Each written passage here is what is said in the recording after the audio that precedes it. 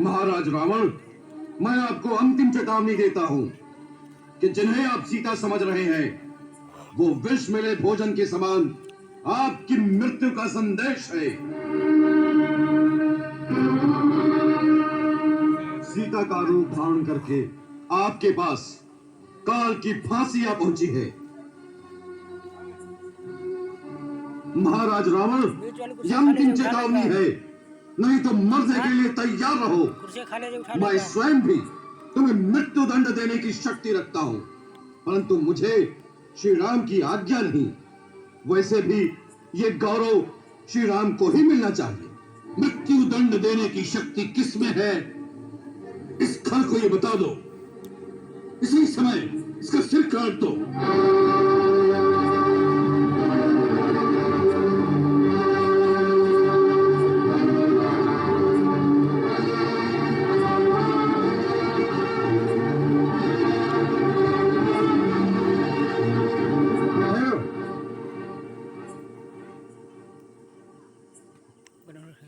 राक्षस राज, क्षमा कीजिए।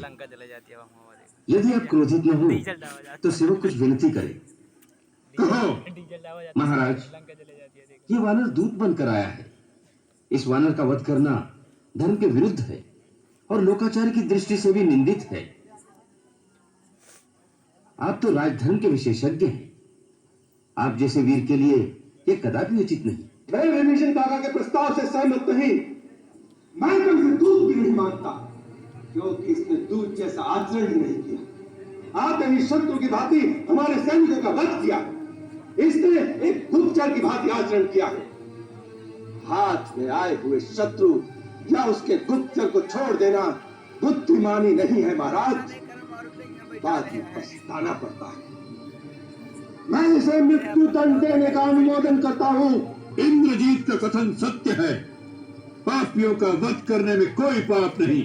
इस वानर ने राजवाटिका को ध्वंस करके राजकुमार अक्ष और महाबली जाम्बूमाली का वध किया है। इसका वध न्यायोचित है। लंकेश्वर, सत्पुरुषों का कथन है कि दूत कहीं भी किसी भी समय किसी भी अवस्था में वध करने योग्य नहीं होते। इसमें संदेह नहीं कि इसने सब कार्य शत्रुओं वाले किए हैं, तथापि दूत का वध करना उचित नहीं कहलाता। इस वानर को मारने में मुझे कोई लाभ दिखाई नहीं देता। जिन्होंने इसे यहाँ भेजा है उन्हीं को प्राण दंड देना चाहिए। नीति और धर्म के मर्मज्ञ हमारे मंत्रीगण का क्या मत है? महाराज, मुझे क्षमा करें, परंतु मैंने किसी दूत के लिए मृत्यु दंड कभी नहीं सुना। यदि दूत मर्यादा का उल्लंघन करता है तो उसके लिए दूसरे प्रकार के बहुत से दंड उचित बतलाए गए हैं, जैसे अंग भंग कर देना या सर मुंडवा देना या उसके शरीर में कोई चिन्ह दाग देना। महाराज, वो सदा अपने स्वामी के आधिक्य में इसे कोई और दंड दिया जाना चाहिए। हम आप सबके मत को स्वीकार करते हैं, परंतु इस दुष्ट वानर को कोई न कोई दंड देना आवश्यक है।